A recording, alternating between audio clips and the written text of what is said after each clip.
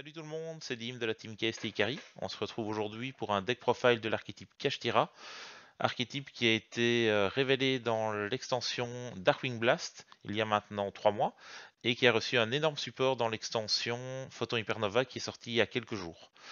C'est un deck qui va sûrement être un des decks dominants de la méta depuis la nouvelle banlist qui a anéanti le deck Tear Elements. Alors, la première carte qu'on va trouver en 3 exemplaires dans le deck, c'est Kashtira Unicorn. C'est le starter du deck, permet donc de s'invoquer spécialement si vous ne possédez aucun monstre. Et pendant votre main phase, vous allez pouvoir activer son effet pour tutoriser une carte magie de l'archétype Kashtira. Ensuite, si jamais le combat ou que votre adversaire active un effet de monstre, vous pouvez regarder l'extra deck de votre adversaire et lui bannir une des cartes de son extra deck en position face cachée. La deuxième carte qu'on va jouer, c'est Kashtira Fenrir, carte qu'on voit déjà jouer depuis pas mal de temps dans d'autres decks que Kashtira. Elle trouve évidemment entièrement sa place dans ce deck-ci. Elle peut s'invoquer spécialement si vous ne possédez aucun monstre comme Kashtira Unicorn, et elle a la possibilité pendant votre main phase d'aller tutoriser un monstre de votre deck Kashtira et l'ajouter à votre main. Ensuite, vous avez la possibilité, si jamais cette carte combat ou que votre adversaire active un effet de monstre, de bannir une carte de votre adversaire face cachée. Ensuite, on joue Kashtira Reizart en 3 exemplaires. Il peut s'invoquer spécialement s'il y a déjà un monstre Kashtira sur le terrain. Et vous avez la possibilité, via son effet, de bannir une Kashtira de votre cimetière pour meuler les 3 cartes du deck de votre adversaire et les bannir face cachée. Et également, à ce moment-là, son niveau devient un niveau 7. Comme les autres monstres Kashtira sont niveau 7, ça vous permet ensuite de partir sur une X6-7 sans aucun problème.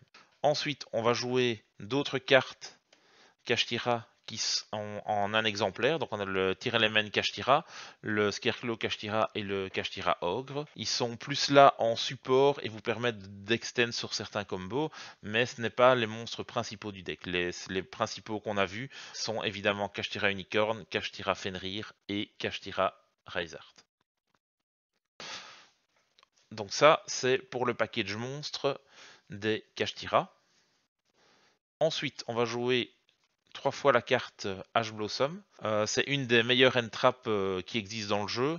Elle vous permet de contrer la plupart des decks qui existent. Et en ce début de format, c'est sans doute la carte la plus intéressante à jouer au niveau end-trap. L'avantage qu'elle a aussi, c'est que c'est un tuner et qu'elle est niveau 3. Comme vous pouvez le constater, tous les monstres Kashtira sont niveau 7. Et ça vous permet donc de sortir une synchro niveau 10 très facilement.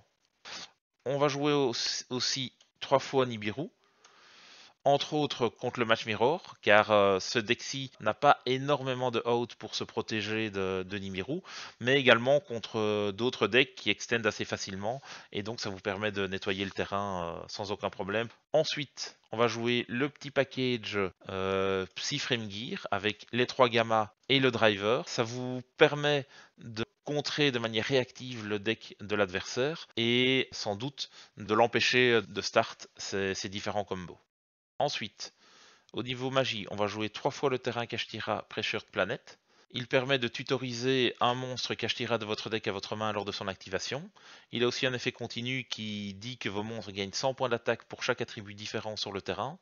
Et aussi quand Shangria, la Xyz, va activer son effet, ça vous permet de détruire une carte sur le terrain adverse. Ensuite, on va jouer 3 fois la carte Kashtira Theosis. Elle vous permet de cibler un monstre Kashtira que vous contrôlez pour en special summon un de votre deck d'un nom différent. Aussi, si jamais cette carte se fait bannir, vous pouvez cibler une carte Kashtira qui est bannie de votre côté du jeu et l'ajouter à votre main.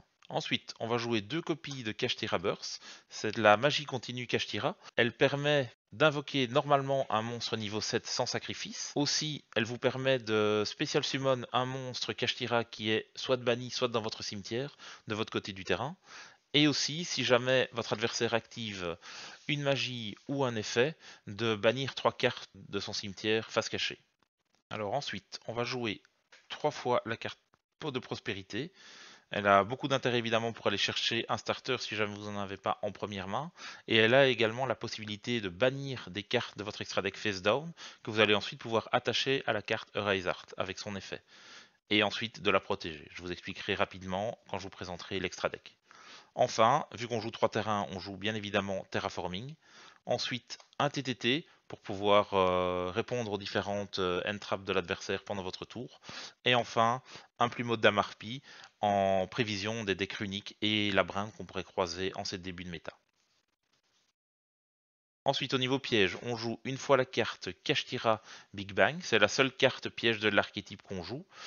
Elle a comme principale caractéristique de pouvoir être bannie, et quand elle est bannie, vous pouvez récupérer un matériel d'un monstre Kashtira et l'ajouter à votre main. Enfin, au niveau d'autres pièges, on joue 3 fois la carte Infinity in Permanence que je ne dois plus présenter. Alors, au niveau de l'extra deck, on va jouer 2 fois la carte Shangri-Ira. C'est la carte qu'on sort en premier au niveau des Xyz. Elle a pour but de locker les zones de l'adversaire et elle est également protégée quand elle a un matériel. Si jamais il y a un effet de destruction, vous pouvez détacher un matériel de la carte pour la protéger. Il faut savoir que tant qu'elle reste face-up, les zones de l'adversaire sont bloquées. Enfin, on va jouer 2 fois le boss monster, le Kashtira Erisert. Certaines compos vont en jouer 3, ça dépend par rapport au match miroir évidemment, si vous avez peur de vous le faire retirer de votre extra deck. Il a comme effet d'être un macrocosmos sur pattes, donc une fois qu'il est en jeu, toutes les cartes qui sont envoyées au cimetière sont bannies à la place. Son effet dit aussi qu'une fois par chaîne, il va pouvoir attacher une carte bannie en matériel, à chaque fois qu'une carte est bannie. Et enfin, s'il a 3 matériels ou plus, vous pouvez détacher 3 matériels une fois par tour pour bannir une carte face down sur le terrain de l'adversaire. On va ensuite jouer numéro 89, qui est une ancienne prize card YCS, qui a été rééditée dans Brawl. Elle permet de bannir des cartes en plus par rapport à ce qui est déjà banni. Donc à chaque fois qu'une carte va être bannie, elle va en ban d'autres pour le deck adverse. Ensuite, on va jouer Number 11 Big Eye, qui vous permet de prendre le contrôle d'un monstre adverse. On va jouer Dark Armed Dragon, Dragon of Annihilation, qui vous permet de détacher un matériel Xyz de la carte pour détruire un monstre sur le terrain, et ce n'est pas limité à une fois par tour. On va jouer ensuite le Red Flare Metal Dragon, qu'on peut utiliser notamment quand on arrive au time pour faire des dégâts directs à l'adversaire. Et enfin, vu le nombre d'Xyz qu'on joue, on va évidemment jouer Zeus. Certains préfèrent en jouer 2, évidemment, si jamais vous avez peur de vous faire bannir des cartes de votre extra deck.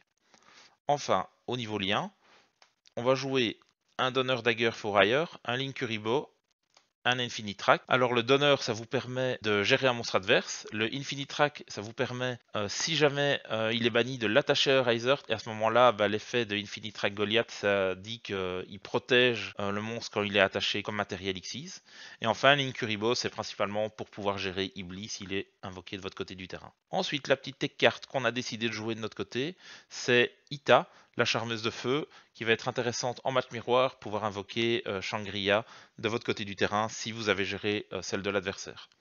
Et ensuite, comme je vous en parlais tout à l'heure, il y a une synchro importante à jouer dans le deck, c'est Baronne de Fleurs, qui est une synchro niveau 10, et étant donné que H est niveau 3 et que tous les monstres Kashtira sont niveau 7, vous pouvez la sortir très facilement. Si vous arrivez à la sortir rapidement, ça vous protégera de Nibiru entre autres, qui est assez puissant contre le deck. Alors, au niveau side, on est en début de méta, donc c'est vraiment un side assez générique. On va retrouver 3-dimensional shifter. Il est actuellement en side et plus en main deck, car Tyr Element est censé avoir disparu de la méta. Ensuite, on va jouer 3 Lava Golem. On a décidé de le mettre en side plutôt qu'en main deck, car c'est une carte qui n'est pas réactive. Et en ce début de méta, on préfère avoir des cartes qui sont plus réactives et voir ce que les adversaires vont jouer. Par contre, si jamais vous voyez que l'adversaire sort beaucoup de menaces que vous ne savez pas interrompre avec vos end-traps, n'hésitez pas à les rentrer post-side. Ensuite, on a 3 Cosmic Cyclones pour gérer les back rows adverses, évidemment. On a un Mind Control, un changement de cœur et une nouvelle copie de triple Tactical Talent. Tout ça, c'est pour pouvoir prendre contrôle des monstres de l'adversaire. Et enfin, 3 copies d'Evenly Match. Voilà, c'est tout pour le deck profile. Merci d'avoir regardé la vidéo. On sortira d'ici quelques jours une nouvelle vidéo qui explique les différents combos qu'on peut faire avec le deck. Si cette vidéo vous a plu, n'hésitez pas à laisser un like et évidemment à vous abonner à la chaîne. Et n'hésitez pas également à dire en commentaire les modifications que vous apporteriez au deck. À bientôt.